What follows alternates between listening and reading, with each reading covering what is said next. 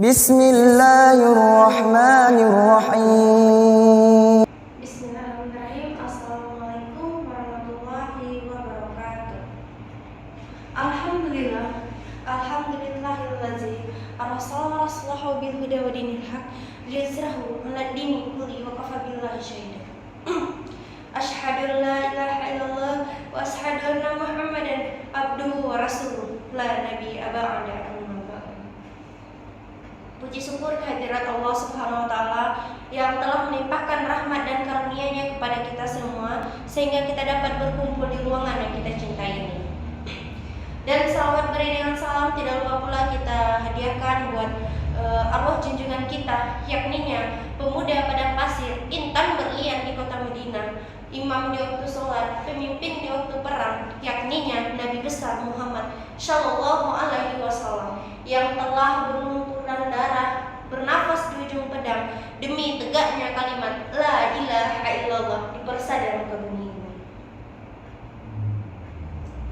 Yakninya Nabi besar Muhammad Shallallahu Alaihi Wasallam dengan lafaz Allahumma sholli ala Sayyidina Muhammad wa ala ali Sayyidina Muhammad.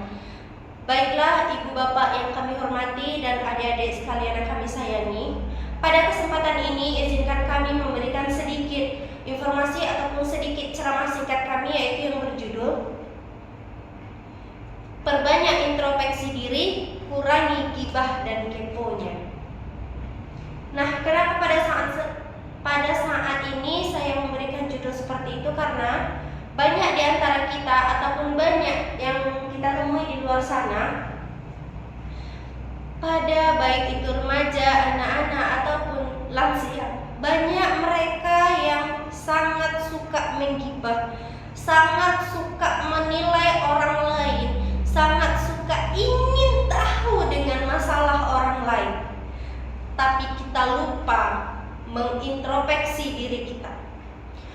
Kita selalu merasa kita itu adalah yang paling benar. Kita selalu merasa kita itu adalah manusia, insan yang Masya Allah baiknya, yang Masya Allah solehanya. Kita juga manusia biasa yang berlumuran dosa, yang banyak sangat kesalahan yang ada pada diri kita.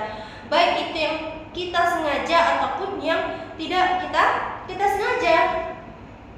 Nah, maka dari itu kita tuh gak usah menghabiskan waktu buang atau menghabiskan waktu cuma-cuma, buang waktu yang banyak hanya untuk menggibahkan orang, hanya untuk mencari informasi tentang seseorang yang tidak kita sukai atau yang disebut dengan kepo. Kenapa?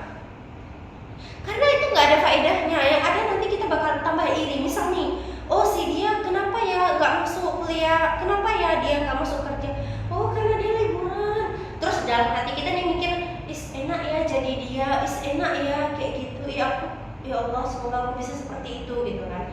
Kita selalu melihat di sisi luarnya tanpa kita masuk ke dalam. Nah, kalau misalnya kita udah masuk ke dalam, misalnya nih, kenapa dia nggak kuliah ya, enak ya dia jalan-jalan gitu.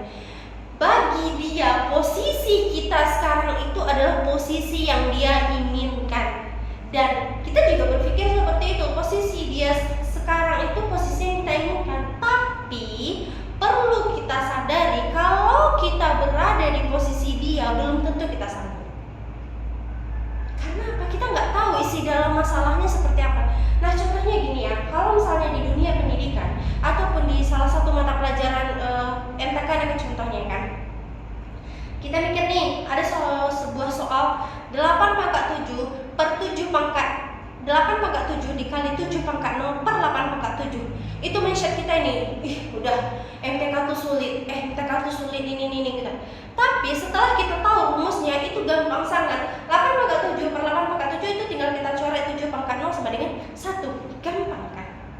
Nah, begitu juga orang di dalamnya. Kita mikir kayak gini, kok mau ya dia seperti itu, dia enak ya begitu kesana kesini. Nah, setelah kita masuk ke dalamnya, kita cari tahu kenapa dia begini dan kenapa kita begitu, belum tentu kita sanggup di posisi dia. Makanya ada sebuah